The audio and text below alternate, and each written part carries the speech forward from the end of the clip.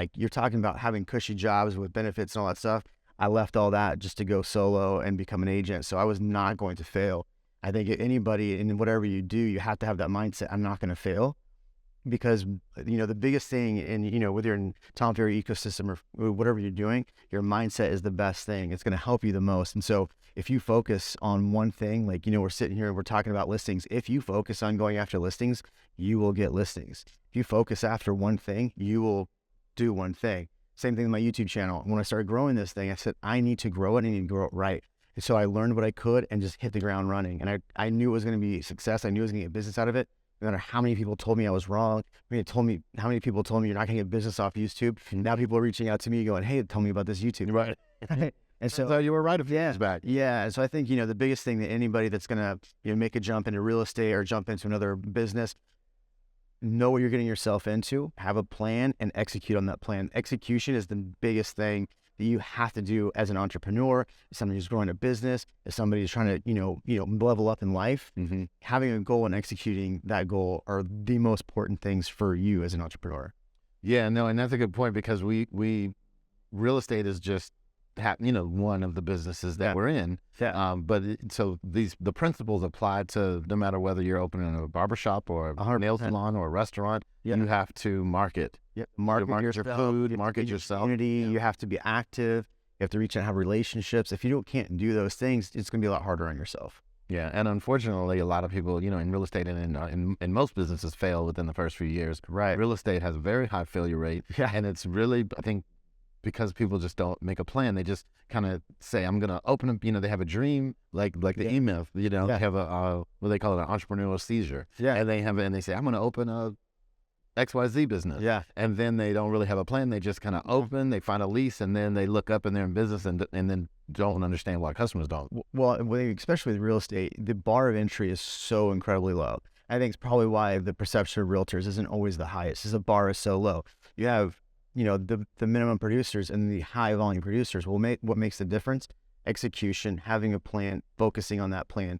So the people that get into real estate, what happens is you go through, you take these classes. I'm a real estate agent. Let me sell some homes. But you have no idea what it is to be a business owner. Now, the people that come into real estate having business experience and know what it is like to grow a business are highly successful very quickly. And so I think that's the biggest thing. If you're getting into an industry like this, or you're creating a business or creating opportunity for yourself, that plan and executing that plan, like I said earlier, are the foundation of you having success or not having success. Yeah. So like I had a mentor once say, you plan your work, you make your plan, you plan your work, and then you actually work your plan. Yeah. A lot of times people do the planning part and then they stop short because they want to plan and plan some more and plan some more, and that execution sometimes doesn't happen. Yeah. Analysis by paralysis, or paralysis by analysis. Yep. Yeah. That's the thing too. You hear the saying in our ecosystems, there's people that are ready to get ready, the people that are getting ready, and the people are just doing. Right. And so, which one are you? I'm the one I'm doing. Yeah, I was great. And here's where, it's funny because my wife and I are completely opposite. When I look at what we're going to do, I'm like, okay, there's the end goal. Let's get there. And my wife has to plan, like fully plan everything. And so I'm leaps and bounds ahead of her. I'm like, yeah, this is the idea. Here's what we're going to do. And she's like, well, hold on. The cost of this and all this. And I've already in my brain gone, we're going to here no matter what. So we got to figure it out. Right. Yeah, no. This is where we're going. She's the one that fills it in. So it's good, whatever you do, have somebody who's a complete opposite to you in your business, because they'll definitely keep you. Accountability partner. Otherwise, we had driven off the cliff a bunch of times. The dreamers would just float off in space, which is me. Yeah. I'm more of a doer too, so I need that balance. Yeah. All right. So earlier you mentioned some adversity. I'm sure that you never had any. I'm sure that you started your business, you hustled, your wife started, and then everything's been gravy. Yeah, exactly. Yeah, real estate is just champagne and Bentley. That's it. That's right. Past hors d'oeuvre. Caviar. Share. I know you've we've all had some adversity and some very significant adversity. And this is, let's talk real. Share a time of challenge. It could be business, it could be personal, just a time of challenge and how you kind of overcame that. Yeah, I would say, just speaking about real estate in general, if we look at it from a business aspect, my first year in real estate, I was up for Rookie of the Year. I was, I had to figure it out. It was a full year of just grinding. Well, my second year in real estate, and we did okay. I mean, we only $4 million that year, which, if you look at commissions on that, it's not that much. Yeah. So it's a 50%, right? $4 million may look good in terms of house sales, but the commission on that. Yeah, you're talking probably made like 120 grand that year. Take 35% to the government, 30% to my broker, right? And all the fees, and you're broke. Yeah, I think usually I tell people like what it's like to sell real estate. Yeah, you make 100 grand, but you actually don't. You make like 20 grand at the end of it. My second year, I was like, okay, I'm gonna expand and grow a team. And by the end of my second year, we had sold so many homes, and we were so successful on paper. And so, actually, the bottom line, we're completely broke.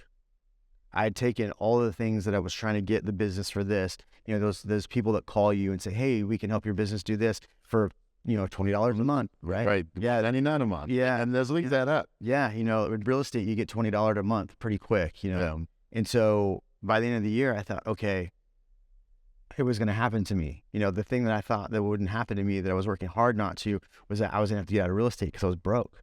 And so I really sat down, looked at the expenses. I went through and looked at what was actually making me business or making me dollars and what I could cut out. And we dropped about $7,000 a month out of our budget. And the next year, that's like 2 full-time salaries. Exactly. I mean, most people, the $3,500 a month is like a regular, working salary. And so you were able to kind of trim like the equivalent of 2 employees. Yeah. And in 2021, when we finished the year and did our numbers, my CPA was like, hey, what was your margin? We're 90% margin by the end of the year.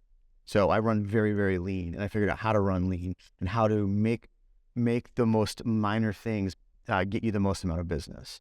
And so I think that was like learning that adversity and going, I have an option.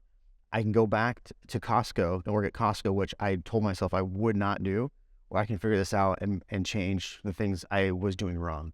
I think that was the biggest like life lesson is sitting back, because sometimes, we as high D, high I's, right? We run and run and run, but taking a moment to actually look at all those expenses and reevaluate my business, and we took off the next year. It was amazing. So you made an adjustment, an in-game adjustment, we would say. Adjustment. Because, a lot of times, we, and I've done it, you have this plan, you're working this plan. Yeah. And then you do the adjustment, you do the assessment after the fact. 100%. And then you look back and say, man, if I had only monitored my progress, like what you monitor, what you track improves. Yeah.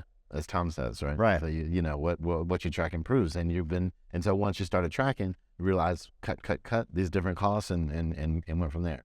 It's interesting if you look at like if you measure success, the people who are more successful, it's all a bunch of decisions. It's decisions that somebody say, oh, you're lucky, or you're lucky.